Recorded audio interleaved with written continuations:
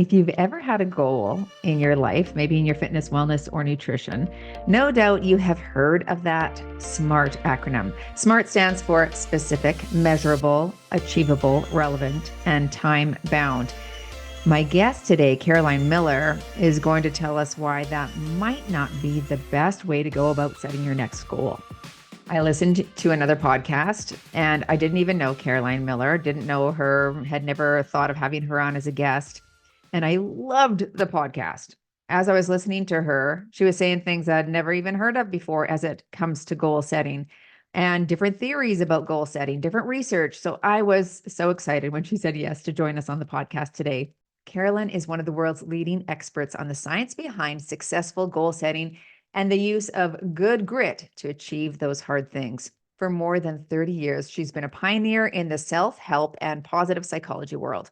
Her best-selling books, executive coaching, educational courses, motivational speaking, and personal stories bring audiences research-based, actionable strategies to help them cultivate more grip and dig deeper to clarify and achieve their toughest but most important goals. Her newest book is called Big Goals, and I wish I had received it before doing this podcast, but it's definitely on my to-read list. So you'll find that in the recommended reading as well in the show notes below this video.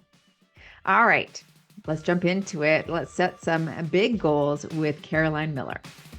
Of course, you've heard of those SMART goals before, right? It's specific, measurable, achievable, relevant, time-bound, and sometimes it's even different than that, isn't it, Caroline? Yeah, 55 different ways, right? That's right. That's right. We've invited Caroline on today because I listened to her on Scale X and I thought it was a brilliant podcast. I learned so much. I'm looking to grow, to achieve goals, to, reach new heights and set new targets. And I've always done it in a way that was familiar, that I've known, that I've researched on the internet, but it wasn't necessarily science-backed research.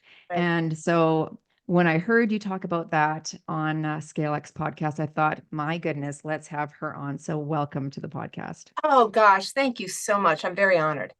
Yes, I would love to start with just asking you how you got interested in goal setting theory. How did that all start for you? Well, goal setting is one thing, goal setting theory is another. Goal setting, if you know my bio, I come from a family with Olympic gold medalists, silver medalists, world record holders. I was a competitive swimmer, live in Washington, D.C., obviously a very competitive place to live, went to competitive schools, ended up at Harvard. So goals were something that were familiar to me through athletic coaches, through my family, through my school, whatever. Goals were goals. I didn't hear about SMART goals, but goals, you just set them and you move in that direction. It was that simple. But when I went back to school in 2005, I was one of the first 32 people in the world to be admitted to this Masters of Applied Positive Psychology program at Penn under Dr. Martin Seligman, who's the father of positive psychology. And we were admitted for this applied psychology degree so that the variety of us, and now it's the 20-year anniversaries this year, would apply the science of human flourishing to our work. And as an executive coach, and goal setting is a big part of executive coaching, it's part of the competencies that the International Coach Federation drills you on. I was being held accountable to set, measure, achieve goals, manage progress. And I was assigned goal setting theory in October of 2005. And I just remember thinking and saying out loud, what? There is a science to goal setting? There is a theory? Right. And it turns out that I have been obsessed with goal setting theory since then. It is the number one theory of all 73 management theories. It's ranked number one for its importance and its impact. It's never had a replication crisis. And so I threw out all the Brian Tracy, Zig Ziglar, Stephen Covey, all white men, by the way. Women are sidelined in most of these goal-setting approaches, and that's another interesting topic. And I threw them all out, and I made a study of goal-setting theory. And right along with that, I learned that happiness precedes success. And that blew my mind too, because I had been raised also to think that if you get that SAT score, that swimming time, that piano, capability, play what, at what age, that you'd be happy. And I felt like I was always chasing this ephemeral happiness. It never lasted long.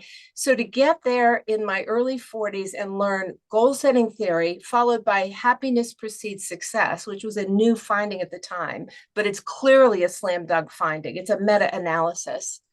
I completely revisited the whole topic of goal setting with myself, with my clients. And then my fifth book was the first to bring those findings to the world. That was Creating Your Best Life, which ended up being a global bestseller because the mass market had never, ever heard of goal setting theory.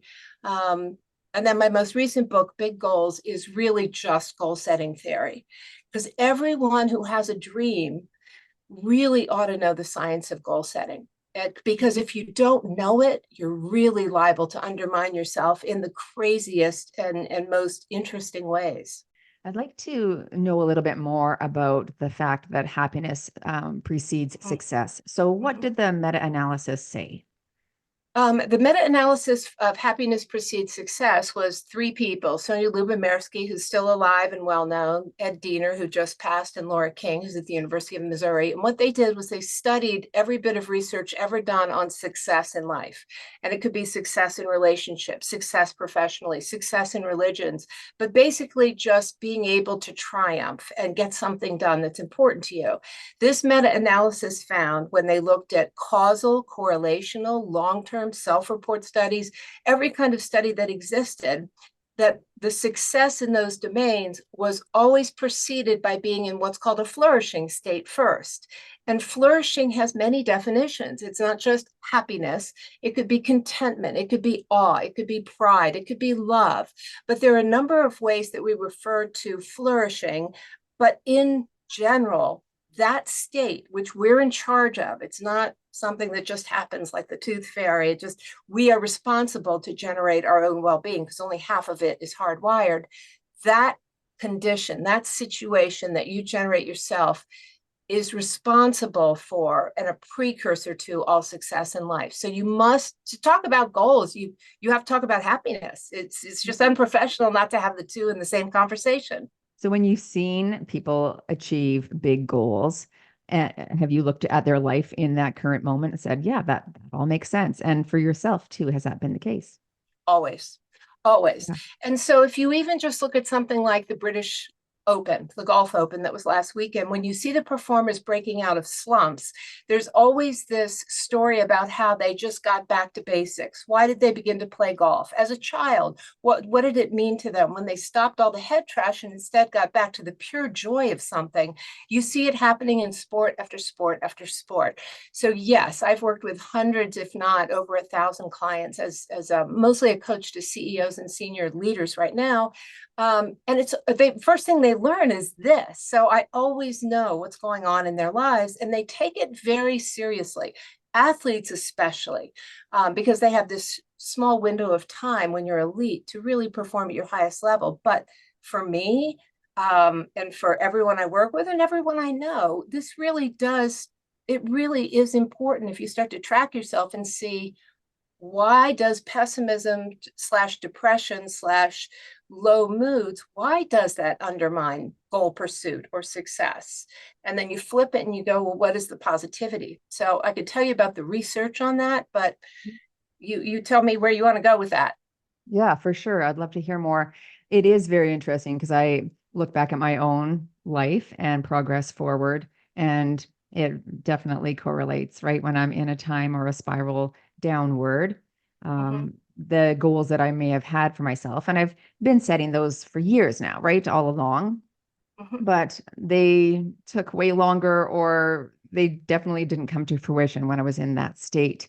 But mhm. fast forward, when I see things that I've achieved and goals that I have set come true, you're right. It's definitely when I'm in that space of being more content with myself. Even Hmm. how can women then work on that part? So what do you do in terms of coaching for enhanced happiness, enhanced well-being? What are the things that are, low-hanging fruit that we can begin to work on?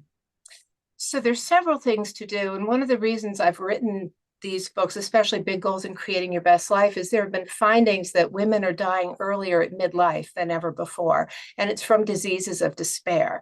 And what are diseases of despair? Alcoholism, depression, suicide, gambling, drug addiction, you name it. And I became really concerned, especially as, I was going through middle age. What can I do for my sisters out there who need to A, flourish, B, set bigger goals? Because that's a different topic. Why women do not support each other when they set big goals. And what are we going to do about that too? So the best way to walk yourself into the process of understanding positive psychology and flourishing is take the free character strengths test at viacharacter.org, VIA character.org. What is that? We'll put that below. Great. Okay, so that is the VIA, Values in Action Character Strength survey taken by, I think, over 50 million people. I get nothing from this. It just happens to be the test devised by Martin Seligman and his partner, Chris Peterson. It's the most validated character strength test, I think, on the planet. At any rate, and it's free and it takes 15 minutes. And when you look at your top 5 strengths, my first assignment is always look at your top 5 strengths, which are worded in really easy to understand terms like love of learning, zest, leadership, the ability to love others and be loved back, creativity, curiosity. Look at those top 5 strengths and then ask yourself, when was I using all 5 of those strengths in a situation where I made a difference? I accomplished something. Someone told me I'd impacted them positively. What you'll find is that microdoses of your strengths are present when you're at your best. You're more likely to flourish when you know what they are and you deliberately turn towards them to accomplish your goals. And you're more authentic in the process of doing it. The reason it's so important to know your character strengths is because people take them for granted. They begin to look around and think, gosh, isn't everyone in the world curious? Doesn't everyone go to, Wikipedia and look things up? No, your top 5 are unique to you. And so you must know them and use them and deploy them throughout every day in different settings. And it really is important. I also know from positive psychology research that the phrase that positive psychology boils down to is other people matter. And that's because the quality of your relationships dictates the quality of your life. And this is why the strength love is not just loving people. It's about loving and being loved, the reciprocity of good relationships. And women do not always support other women when they are in the process of being successful and goal-directed. Where women often show up is when other women are hurting, when they've lost something, when they need some kind of consolation. And it's called the Tend and Befriend research. We're wired for that. But if we're going to set big goals and achieve them, we have to be hyper aware of the fact that we have to choose our tribe carefully. And there's one surefire way to tell who has your back when it comes to your goals. And I can tell you that right now. Tell us. Okay. Your life will never be the same after you hear this. I'm sitting on the edge of my seat here. Yeah, hold on. The light shades just snap up in people's eyes. Okay. So Shelley Gable of UC Santa Barbara, I like to quote the researchers. They did the work. I'm just amplifying their findings. Shelley Gable found that when you are sharing your good news with somebody else, there are 4 ways to respond. And only one of those 4 ways is considered right and positive and good for you to feel good about your goals and to continue to kind of succeed. And that is, are they curious and enthusiastic? The other 3 ways are things like passive constructive, active destructive, passive destructive. And those are all changing the subject, not hitting like on the LinkedIn profile where you're sharing something great that happened to you, changing the topic, talking about something else, or really actively deriding you. The one that's most painful, though, is women learn this verbal jujitsu very young. And what they do is they go silent in the face of another woman's success. And it manifests by not hitting like on their social media, not wanting to hear more, shutting the person down. You're being a little too aggressive or self-important. And this has been studied well. So Always look for curiosity and enthusiasm when you share your goals or your success. And the researcher actually advises that we all hit the red button on the smoke detector and float fake good news with our mother, our sister-in-law, our best friend, our tribe, the people we believe Mm. do want the best for us. But watch how they respond, because the people you think should be supporting you are often not the ones who do. And this is where women make their biggest mistakes with big goals. Mhm. So you're in essence curating your group, your Yes, tribe around you by doing that. It's yes. interesting about those other three responses. Where do you think that comes from in a woman? Well, I know where it comes from. So this is my next book, and I've been looking at the research for almost 10 years at this point. We are taught early that we are supposed to be warm and communal. And the research shows in the last 90 years, we're also now increasingly seen as competent in the workplace. The one area that has not moved at all since 1940 is women being agentic, because we learn early that women who go out and go after something, or they're proud of something they've accomplished, are violating stereotype norms. That's not what women are allowed to do. They're not allowed to go out and just be bold and ambitious, because what happens is other women and men join each other in tearing you down. So the issue is not that women have or don't have confidence.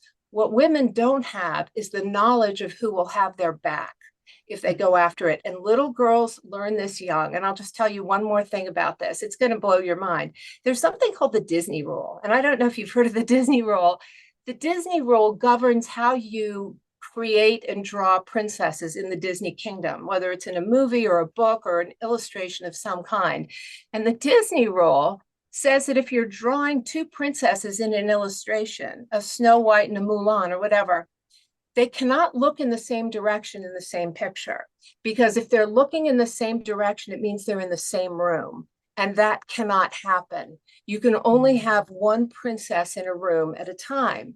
And so if you can just go on the internet or run into a daughter's bedroom and pull things frantically off shelves, which is what I did. And you'll see that the images are, one's looking this way, one's looking this way, and one's looking down. And so we're primed starting at a very early age to believe that you can't be in a room with other sparkling women. And not only that, we have conditioned ourselves to believe in this phrase, mean girls, that somehow this is a hardwired behavior that we must accept. We must accept incoming fire for the rest of our lives. And it's not hardwired, it's learned behavior. And so a piece of what happens is women just undermine their goals by having the wrong tribe around them, by not understanding flourishing, but most of all, other women tear them down, undermine them, and don't share any joy. There's an ancient Yiddish word, "Fergan," which means I'm happy because you're happy and something good happened to you. That word, "Fergan," it's one of the only languages in the world that means this emotion that we should feel, especially women to women, but we don't. And I'm really on a mission to create ampliship, which is amplifying the good news and the big ideas of other women in front of witnesses. Because if you don't do it in front of witnesses, the next generation doesn't learn, the people around you don't learn that this is the norm I live with. And if you don't do it in front of witnesses, I'm not sure it even happened. I love that. That seems like that would be a very powerful and impactful movement. So I'm with you on Yeah. that. I love it. Yeah. Love it. So let's talk a little bit about setting big goals. I know that in your framework, there is a difference between performance goals and learning goals. So I'd love you to touch base on that as well. But, Sure. and probably 5, 6, 7 years ago, maybe I had a big goal. I was just starting my online presence in training and working with women. And I had hired a coach. And one of the things that she had us do was to set a very big goal for what you're going to achieve. Right. And very naively, but I thought it was like a lovely big goal. But I set this goal to achieve 1 million subscribers on YouTube within that year. I think I'd started in January. Oh, By December, 2018 or whatever, it would have been achieved. And I was nowhere even close, not even Right. an iota close. And, at the time I thought, well, this doesn't work. I was up probably, 3,000 people, but nowhere close to achieving the goal. And it felt very disheartening and very much like, Yeah. well, that didn't work. And so I'm not going to set a goal like that. We're still only at 200,000. Like, it's very challenging to grow. And I've been putting out content and growing and pushing and challenging every day for 7 years. And we're only Yeah. at 200,000. Yeah. So to set that million person goal, Yeah. again, disheartening. And you can get into that place where you feel very gutted by the goal that you set Oh, because you didn't achieve it. But I'd love for you to just talk to that. I probably went about it wrong. And who knows, like, even in that time of my life, was I in a place of loving myself, of good well-being, of happiness?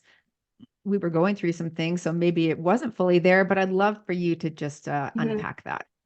Well, the most important thing you just shared was you were just getting into doing this work and creating a YouTube channel or a video online presence. And what Locke and Latham, so it's Gary Latham and Edwin Locke, both still alive, came out with this theory in 1990, and it's completely unchallenged. And it's been replicated thousands of times. So it's a real thing. So it divides goals into two buckets. Learning goals are things you've never done before. Maybe the world's never done them before, but if you've never done them before, you cannot set a time deadline for that goal unless, well, let's just say you can't set a time deadline for it, because learning goals mean you have to acquire the skills and knowledge and even have role models who mentor you into how to do something. And so you're learning as you go along. Does this work? Does that work? Now you can put tough deadlines on yourself. Like, I'm going to talk to 3 people who've hit 500,000 subscribers, instead of I'll talk to one person. So you want to set challenging and specific goals to acquire the skills and knowledge that are necessary to do something for the first time. Once you have those skills and knowledge, it becomes what I call a checklist goal, which is a performance goal. And so this is the other bucket. It's things that you already know how to do. And in your efforts to become more excellent and efficient, you can tweak how you do them, like a recipe, to get better, faster, stronger. But you can set date and time deadlines for those goals because you've done it before. And that's the only reason why you can expect specific outcomes out of yourself. So you set yourself up. Honestly, what you did was, it was most that you set the wrong goal with the wrong metrics. And Great. that's where all the greatest business disasters in history lie, is mixing up learning and performance goals, or learning and checklist goals. I love that you just unpacked that. That's exactly what I did. And that's so often what I think a lot of our listeners do in terms of their fitness, their nutrition, right? Yep. They're brand new to the game, but yet they're setting these performance goals. I Yes. will achieve this by X date, or Yep. I will lose this amount of weight by X date, but I know nothing about nutrition. I've never Yeah. even, I don't even know what intermittent fasting is, or macronutrient tracking is, or, using my palm as a guide. I don't know any of that. Right. So I love that there is a learning curve when you first come to goal setting. And if it's new to you, If it's new to so you. the thing is that you need to flatten your knowledge level, the curve, as fast as possible. And so you have to say, where am I most likely to get this knowledge? Is it through watching biographies? Is it by reaching out to someone on LinkedIn? Is it by having, a conversation with someone I saw at the gym who looked like me, who maybe had my background and maybe could be a role model or mentor? But if you don't do that, a lot of women tend to die alone in silos, doing things alone, partly because we're not sure, again, who has our backs or who would want to do it with us. So women often kind of wither and die. And this is where the diseases of despair kick in. And this is what the science shows, is that quite often we're miserable alone, but when we're in really bad shape, that's when people show up. So having big goals, having learning goals, flattening your learning curve as fast as possible, and creating a checklist for how to do it better the next time, like a packing list for a suitcase or a recipe for a Thanksgiving turkey. And you can learn from your videos. I've watched your videos. They're fantastic. And you make it easy for someone to have a learning goal, to start at here, bottom, and begin to go up a little bit at a time. And begin to measure their own progress, not based on anyone else, but on how fast are they acquiring the skills and knowledge. I've been lifting hard weights for over 30 years. I'm a black belt martial artist. I'm a competitive swimmer. And not one of those was, so I swam as a little kid, but let's just say I picked up the martial arts at the age of 35. I had to learn how to be a martial artist. I couldn't expect to be a black belt in a year or 2 years or 3 years. It took 5 years. And now I've got another one I'm working on.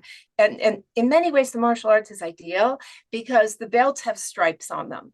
And those stripes denote that you've acquired the skills and knowledge to be at that stripe. And then they lay out, well, the next stripe is here. And that's what we need to do with learning goals. And people are too impatient. And they also think, oh, I know how to set goals because I've been setting goals my whole life. And most people don't ever question, is this really how you set a goal? Because everyone's done it. You think you have the knowledge, but you don't. Yeah. Yeah. That is so great. I love the checklist idea because then it's basically reverse engineering all of the skill acquisition that you need in order to improve, right? Yes. So it's you're really Yes. thinking through who is the top at in their game at this specific thing Right. that I want to achieve. Look at what they've done, right, to Right. get to there. That's so awesome. Love Right. that. Let's talk about why then is our old framework of setting goals using the SMART goals. Why does that have to die? I heard you say that, that it should probably die. But why is that? Like, why is it Okay. not super useful?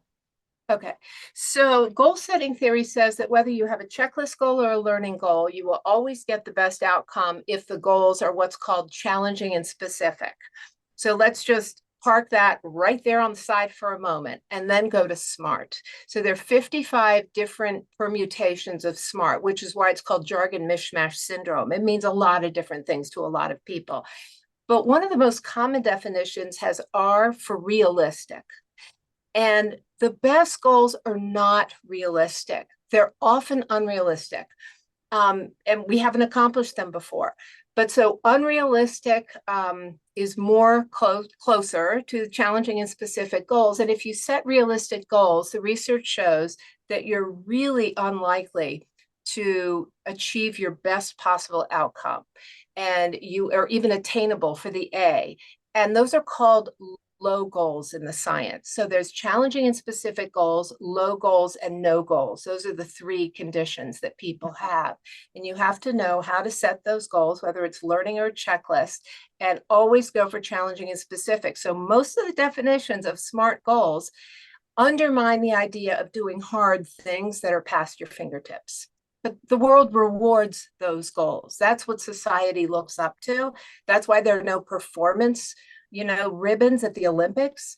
People look for people who have left it all on the floor and done their best without expecting a trophy or a pat on the head or a bonus or whatever. And that's where the whole science of grit comes in. Mm-hmm. Is there a place for low goals? What's the place for low goals? Interesting. That's such a good question.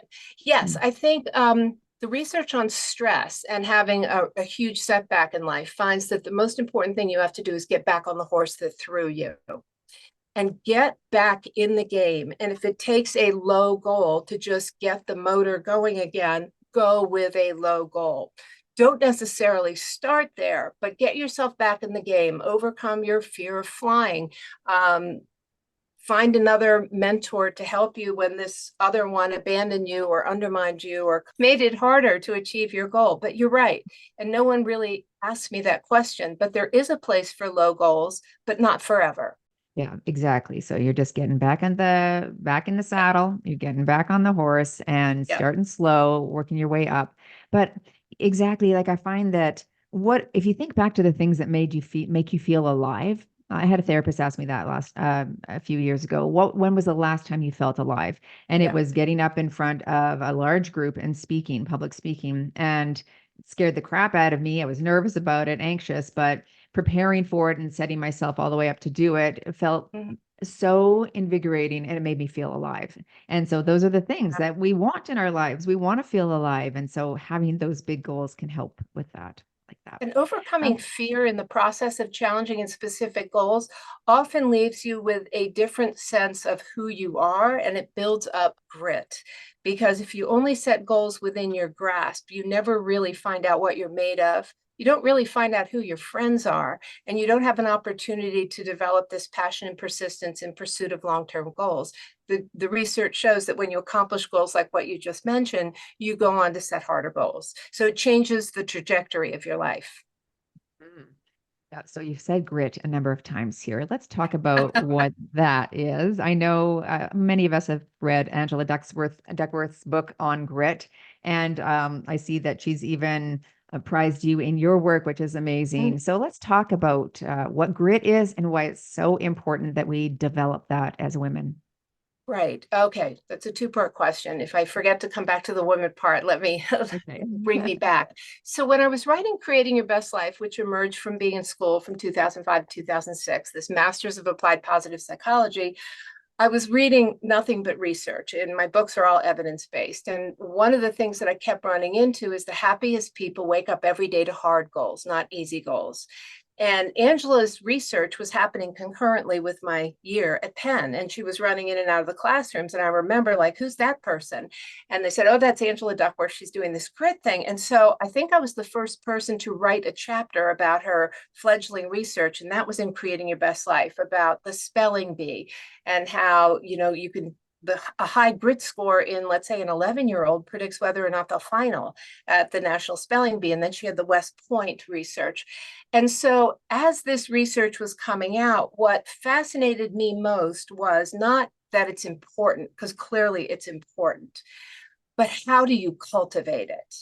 And so Angela has been incredibly supportive of my book, Getting Grit, which hit #1 in Japan, actually, because what I really decided is I didn't want to write about a quality that you're born into, or you have to have some kind of special ability to perform something. I wanted to write about something that anybody could attain. And my aha moment was when I realized that I overcame bulimia over 40 years ago, and I've had no relapse since then. And I realized as I'm sitting at Penn and reading Angela's research and talking to her that I had had success and talent prior to overcoming bulimia, but I didn't have grit. And once I decided I wanted to live more than I wanted to die, it became my focus, my passion, my goal. And who did I learn from? Because obviously I had never overcome bulimia. In fact, there were no bulimia treatment centers in the world. We're talking 1983, 1984. And so I found people in a 12-step group for compulsive eaters, and I learned from them who had overcome bulimia. How do you eat? How do you go grocery shopping without binging on something? How do you stop with one plate of food? How do you deal with food thoughts? Whatever. And so I realized that I'd cultivated grit in my 20s. And I thought, wow, if I could do that and save my own life at a time when people didn't know you could recover. And that was my first book. My Name is Caroline is the first autobiography by anyone who overcame bulimia and lived to tell that story. I wanted to include what if I unpacked my own recovery from bulimia, what did that look like? And then what does the research show is part of grit? And then I went into how do you cultivate these different qualities? And so that's how I got into it. That's why it matters. And for women in particular, women do need to go outside of their comfort zone and do hard things. And it really goes back to this research showing that agentic, goal-directed women will be rained on, I want to use another word, will be screwed over by other people who don't want them to play big and be noticed. And so women need to understand how to cultivate grit, how to set big goals, but even more importantly, who they need to have around themselves to actually accomplish these goals. And I think every woman should be in a mastermind group, a very carefully curated group of people who have exhibited curiosity and enthusiasm. You've done your field test on them, you know who they are. And we need soft places to fall when we're challenged, when we succeed. And often the only people who will honestly be happy for us with this word fear gun are the people we know who want us to play bigger, because they also want to play bigger in life. They want to find out what they're made of. So, based on all of your years of work, you then went ahead and created a bit of a different new methodology, and it's called the Yes. bridge methodology. And I'd love for you to explain this. I know you go into depth with this Yeah, methodology in your book, Big Goals, yeah. but let's have a little Thank overview, you. a little drive-by overview Yeah. here of what that stands for. Okay. Thank you for asking, because I spent 20 years coming up with an acronym that would work. Good. Now, SMART goals, by the way, was created by some guy, a consultant in like 1981, and it was catchy. So he was going into a workshop and he came up with SMART, but it's stuck. It was sticky. And so I've already explained to you why it doesn't work. So as I studied, grit, the psychology of character strengths, happiness, the quality of relationships, all of the things that we learn in positive psychology are part of thriving and flourishing and succeeding. I realized that goal setting theory stopped evolving in about 2015. Locke and Latham are geniuses. They deserve credit, all the credit in the world for goal setting theory, but it stopped evolving in 2015. Very, esteemed men, but they have blinders on when it comes to the differences around how the world treats women who set, pursue, and achieve goals, and all the productivity systems embedded in every corporation in the world are designed to benefit men. So I'll just say that right there. And so the bridge methodology fills in the big gap between Locke and Latham's goal setting theory and what we now know helps people to flourish and succeed. So B is brainstorming, R is relationships, I is the investments you have to put in, D is your decision making, which is fascinating. I mean, I have information in there on noise and bias. Noise, it turns out to be a bigger problem in making good decisions than bias. Good grit is G, and E is the standard of excellence that you're shooting for and that you must measure as you're pursuing those goals. So what I've included are not just the stories, but the research on how all of those things need to be done in certain ways in order to get the best results based on all this cool new research we have from AI and fMRI studies and the rest of it. So in short, that's what it is. I do have case studies on the book's website, biggoals.com, where you can just go see. I unpacked tons of different success stories in athletics and life and business. And I said, here's how it works. Your goal setting starts, and here's bridge, and here's how you get to this outcome. And I have a custom GPT I'll be introducing this year that does that for everybody. Neat. Yeah. I was just going to ask, do you find that AI has helped or hindered this, ability, I suppose, to set our own goals? I think it's been enormously helpful if you know how to rein in it and use it. And I'll give you a big example. So in brainstorming, whether you have a checklist goal or a learning goal, the first question you should always ask is, what's new? What's new out there that could either help me improve upon my previous outcome, or that will help me learn this? And AI can just remove noise and bias in decision making, but when you look at what artificial intelligence can do, you start to run into things like Move 37 at DeepMind. It solved the game Go, the oldest board game in the world that no one had ever solved. It had billions of moves. But my favorite story is the Vesuvius Challenge. And these are these scrolls from ancient, times. When Vesuvius erupted, Julius Caesar's father-in-law had the greatest library in all of ancient, times. And when the volcano erupted, it just turned these scrolls into like charred pieces of wood. And yet it was the greatest library. It has contemporary, findings about Jesus and plays and Sophocles and whatever. And AI, combined with two other approaches, began to read these scrolls during COVID because they gamified the challenge and said, we'll give $100,000 to anyone who can solve it using it, whatever. AI can solve ancient riddles, and it can solve riddles in our own lives if you prompt it correctly. That's how you use it, is in the brainstorming step. Yeah, very good.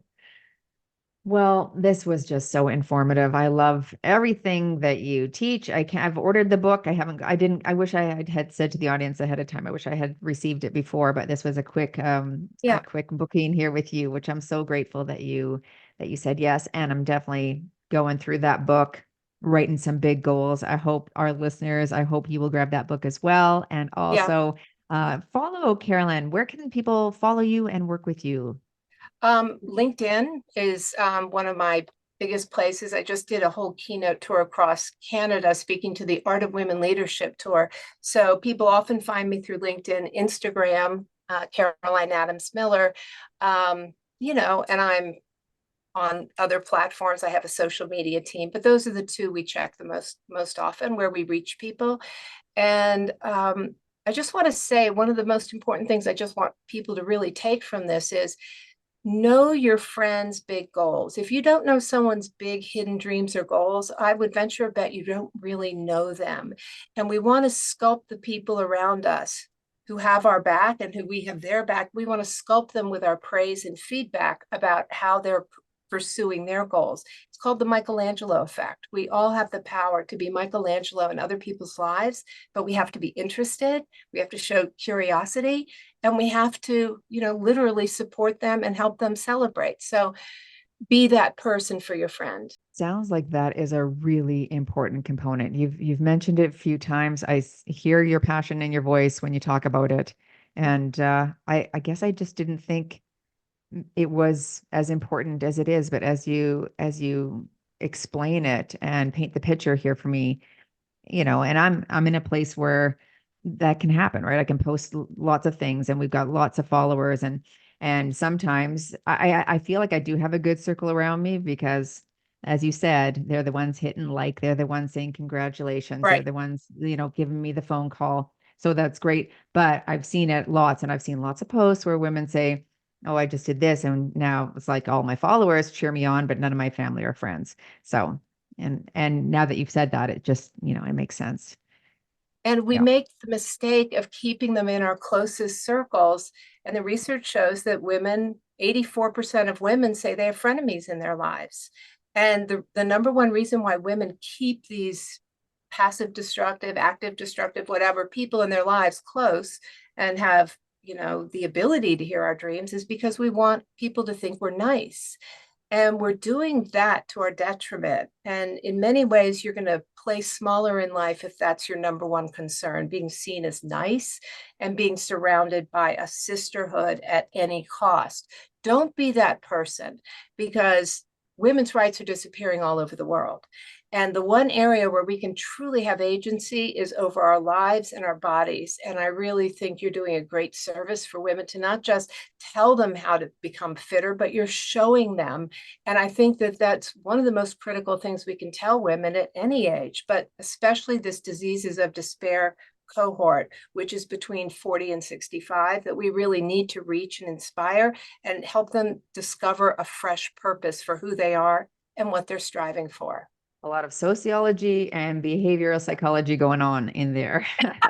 A lot going on. Well, Yeah. I look forward to reading that book and learning more from you by following as well. Thank you so much Thank you. for being my guest today. I appreciate your time. Thank you. And to all of you, now go move daily in your fitness, your wellness, your nutrition, and your big goal setting. And we'll see you all in the next Move Daily Talks.